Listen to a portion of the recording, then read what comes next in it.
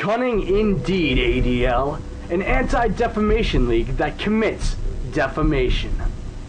This is from the July 30th, 2002 Jail News Journal. Jail is an organization that fights to ensure the accountability of our judges, and one of many organizations that has been tarred by the Anti-Defamation League.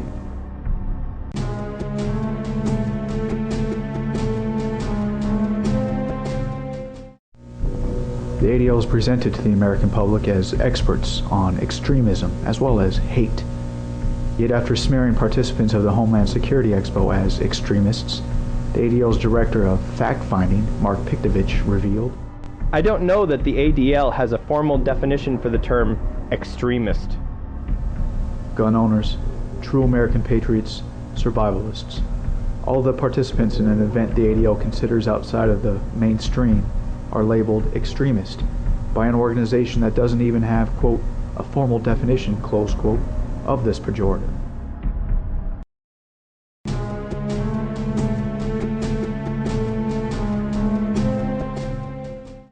Carl Perlston eventually had enough of the hypocrisy and left after 25 years of service.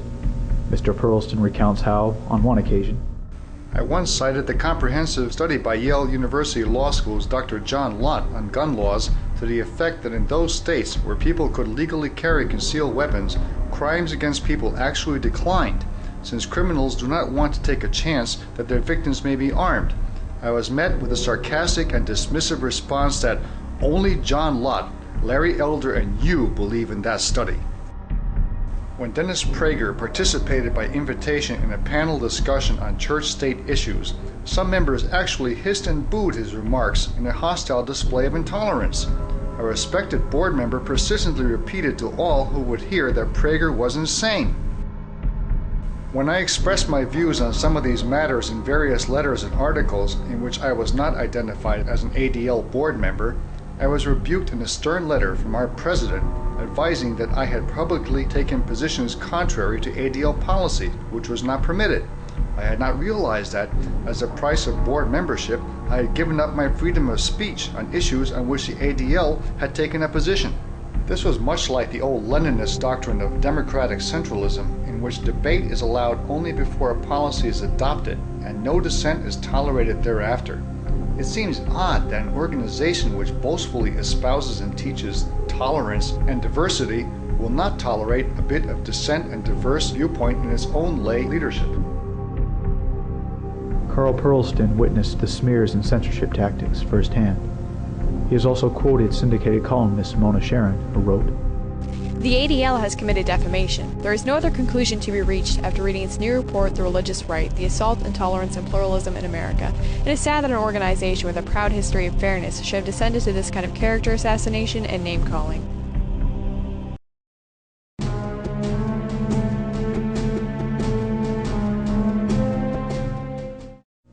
Witness the ADL's report, The Religious Right, The Assault on Tolerance and Pluralism in America. The Christian Coalition broke down the, quote, shoddy research, close quote, in their article, How the Anti-Defamation League Systematically Smears Conservative Christians. On June 9, 1994, the Anti-Defamation League of B'nai B'rith, an organization created to fight defamation, released a report that alleges, with shoddy research and threadbare scholarship, that politically active people of faith pose a threat to the survival of American constitutional democracy. The ADL accuses numerous religious conservative organizations and leaders of anti-Semitism and bigotry. In so doing, the ADL itself has committed defamation. The ADL's new definition of intolerance apparently is in disagreement with its liberal politics. The ADL claims its report was the culmination of 9 months of research, but it bears none of the signs of a serious research report. It is virtually devoid of specific references to resource materials. The reader is left to simply take it on faith that the ADL's most damning charges are true, which they are not. In fact, much of the ADL's report is simply a retread of materials, some over a decade old, from groups like People for the American Way, Americans United for the Separation of Church and State, the Institute for First Amendment Studies, and other groups that long have had political axes to grind against religious conservatives. Most disturbing, the ADL never contacted the Christian Coalition to get its response to their unfounded charges, nor did the ADL try to ascertain the accuracy of many of the quotations used in their report. Instead, the report is filled with gross inaccuracies of fact. Quotations are listed without attribution, while others are listed, incredibly, as coming from the Library of People for the American Way. A quotation from Pat Robertson on church-state separation has no source listed at all.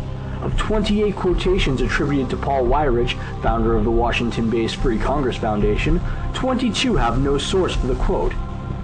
One of the most disturbing aspects of the ADL's report is its propensity to lift words out of context so as to distort their original meaning. It does so with reference to the irresponsible charge of anti-Semitism. The ADL has displayed neither tolerance nor respect. Instead, it is engaged in a partisan campaign of innuendo, half-truths, and outright falsehoods. In the 1960s, the ADL published reports and later a book entitled Christian Beliefs and Anti-Semitism, which led to the Vatican Council repudiating important parts of their own Bible. The Vatican Council adopted its statement on the Jews, repudiating Jewish guilt in the death of Jesus and denouncing, quote, hatred, persecutions, displays of anti-Semitism directed against Jews at any time by anyone, close quote. In Matthew 27:25 it states quite clearly, quote, His blood be on us and on our children, close quote. His refers to Jesus, and us and our children refers to Jews. Thus the Vatican Council chose the demands of the ADL over its own religion.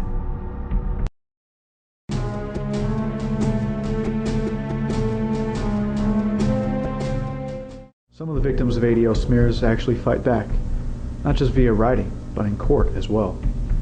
William and Dorothy Quigley were two victims of an ADL smear campaign, and they decided to fight back. In 1994, the Quigleys began having neighborly disputes with Mitchell and Candace Aronson, a Jewish couple. The Aronsons got the ADL involved, alleging that the Quigleys, quote, were plotting to drive them out of the neighborhood because they were Jewish, close quote, based on some comments they illegally recorded the Quigleys saying on their cordless phone. The ADL consulted with the district attorney and advised the Aronsons to continue the illegal recordings for another 6 weeks.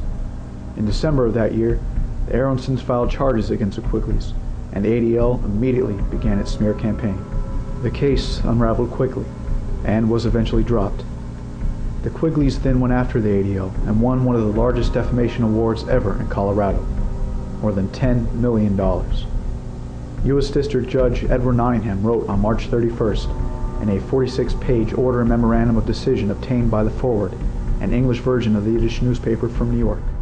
Based on its position in history as a well-respected civil rights institution, it is not unreasonable to infer that public charges of anti-Semitism leveled by the ADL will be taken seriously and assumed by many to be true without question. In that respect, the ADL is in a unique position of being able to cause substantial harm to individuals when it lends its backing to allegations of anti-Semitism.